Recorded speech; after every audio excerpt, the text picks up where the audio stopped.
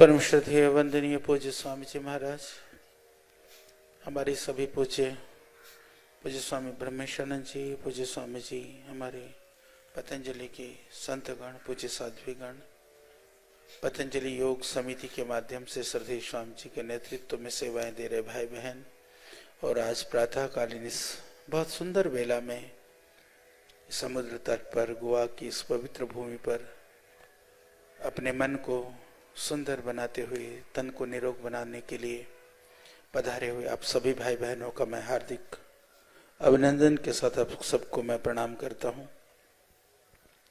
श्रद्धेय स्वामी जी के तप और पुरुषार्थ से पूरी दुनिया में आज योग का डंका बज रहा है।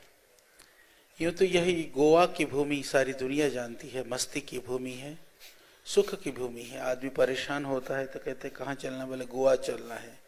यहाँ आकर के रिलैक्स होना चाहता है, यहाँ आकर के कहीं ना कहीं वो अपने अवसाद को, परेशानी को मुक्त होना चाहता है। तो शारीरिक रूप से कुछ क्षण के लिए तो निश्चित रूप से यहाँ आने से उसको सुख मिलता होगा, क्षणिक सुख। परंतु श्रद्धेय स्वामी जी के तप और पुरुषार्थ से अब यह गोवा की भूमि, अब ये योग की भूमि भी बनेगी। यानी क्षणिक सुख के साथ शाश्वत। आप आते हैं शादियों के लिए, बाहर से लोग यहाँ पर हनीमून के लिए, घूमने के लिए, पर्यटन के लिए, न जाने किस किस के लिए, अब लोग आएंगे योग के लिए, शाश्वत सुख के लिए, आनंद के लिए। बाहर के लोग आते हैं गोवा में सुख के लिए, पर गोवा के लोग कहाँ जाएं सुख के लिए। तो असीम सुख यहाँ मिल जाए, यह प्रयास है श्रद्धेय स्वामी जी का। तो एक बहुत बड़ा योग का सेंटर और वेलनेस सेंटर चिकित्सा के लिए और आपके निरामय के लिए यहाँ पर होगा।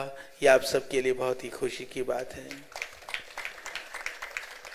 योग के विषय में श्रद्धेय स्वामी जी कह रहे थे, क्योंकि यह गोवा की भूमि भी हमारी विविध संस्कृति का संगम है। यहाँ पर सभी परंपराएं और संस्कृतियाँ बहुत सारी एकाकार हैं, एक रूप में जुटी हुई हैं।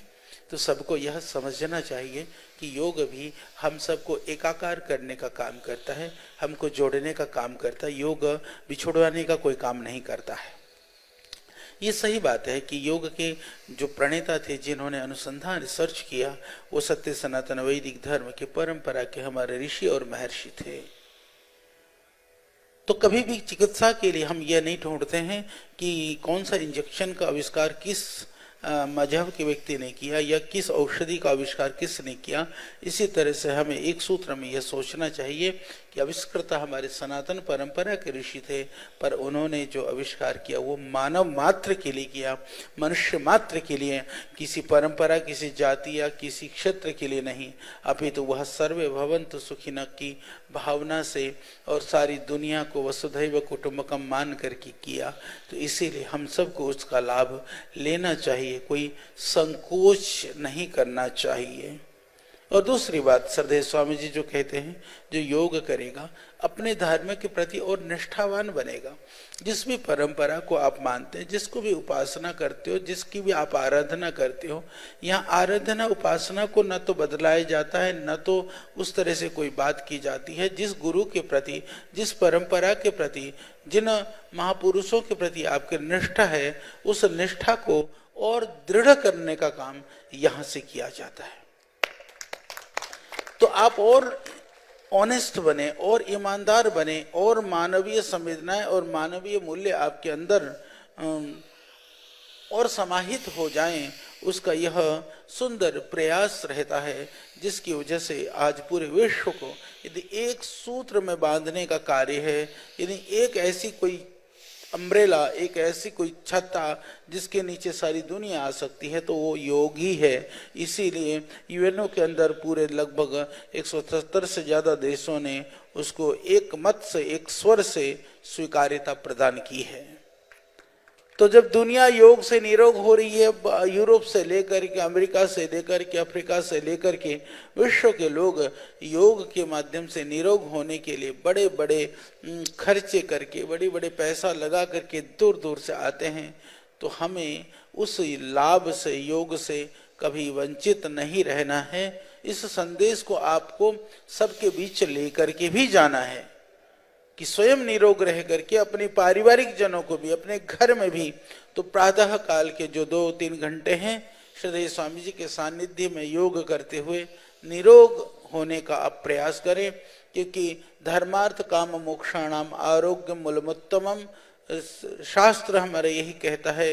सुख तो तब मिलेगा ना, समुद्र भी तभी अच्छा लगेगा जब शरीर निरोग होगा, तभी हमको घूमना भी अच्छा लगेगा जब मन में खुशी होगी। जब मन में खुशी नहीं होती है, मन प्रसन्न नहीं होता है, तो बाहर दुनिया भी रोती हुई सी लगती है। तो इसलिए बाहर संसार का सुख भी वही ले सकता है जो योग में निमग्न है, जो मन और शरीर से निरोग है।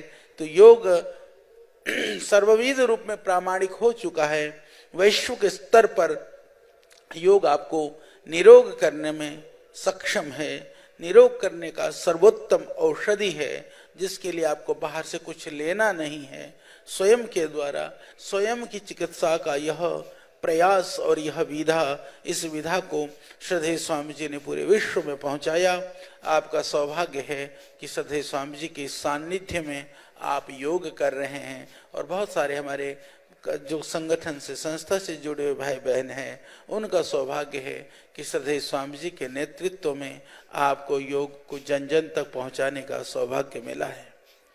तो ये योग का युग बने, जिससे पूरा विश्व निरोग बने, यही हमारा प्रयास हो, यही हमारा अभियान है, यही हमारा लक्ष्य है।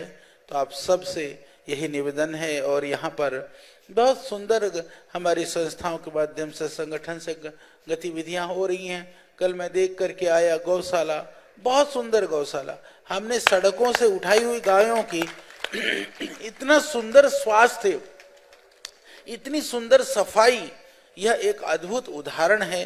तो आप बहुत सारे इतिहास को रच रहे हैं, क्योंकि आपकी कार्य करने की शैली गोवा वालों की कुछ विशेष है। तो देश के लोग भी आपकी ओर बहुत सारे कार्यों में आप अच्छा करेंगे, इस भाव से देखते हैं। तो हमें विश्वास है योग में भी आप अद्भुत काम करके एक उदाहरण बन करके देश के लोगों को दिखाएंगे। तो हमारी बहुत शुभकामनाएं। और योग का अभ्यास करिए, प्राणायाम करिए।